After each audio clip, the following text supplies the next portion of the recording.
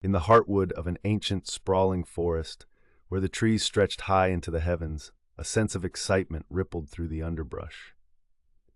It was the eve of the seasonal gathering, an event that took place at the equinox, when animals from all corners of the forest would come together to discuss the happenings of their world. Amidst the towering oaks and whispering pines, a spirited young squirrel named Tilly scampered along the branches. Her heart was alight with anticipation and a touch of nervousness. This was her first year attending the gathering as a delegate. Her task was to represent the high canopy creatures, and she was determined to make a good impression. As the sun dipped low in the sky, casting golden slabs through the thick foliage, Tilly arrived at the Glade of Whispers, the sacred clearing where the gathering was held. A circle of stones marked the spot, each stone representing a faction of the forest, from the tiniest insect to the wisest old owl. The sound of the ancient hornbill greeted the attendees, a deep, reverberating cry that signaled the start of the proceedings. Animals of every kind, deer, badgers, foxes, rabbits, birds, and countless others, settled into their places. Tilly took her seat on a high branch, her eyes wide with wonder at the variety of creatures gathered below. Elder Braun, a bear of considerable size and age, with fur like the storm clouds, took to the center. His voice boomed. "Friends, we come together at a crucial time. Our forest faces challenges, harsh weather, scarce food, and the encroachment of humans. We must find ways to work together to ensure the survival of all our kind." The meeting unfolded with reports from various groups.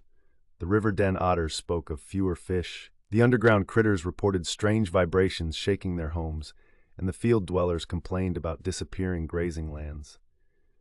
With each report, Tilly felt the weight of responsibility pressing upon her tiny shoulders. When it was her turn, Tilly spoke up, her voice quivering initially but growing steadier as she went on. "From the high canopy, we've seen increasing smoke reaching our skies, and many birds have fled their homes." Her report sparked murmurs among the assembly.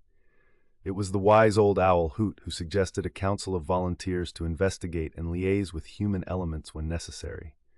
Tilly, inspired by the need for action, volunteered immediately, her spirit buoyed by the supportive glances from around the glade. The gathering concluded with a pact.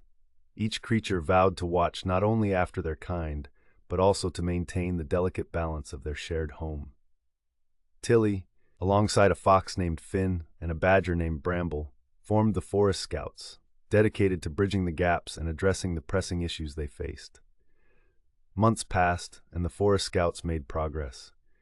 They managed discreet forays into human areas, gathering valuable information and occasionally steering clear of activities harmful to the forest. Their efforts bore fruit.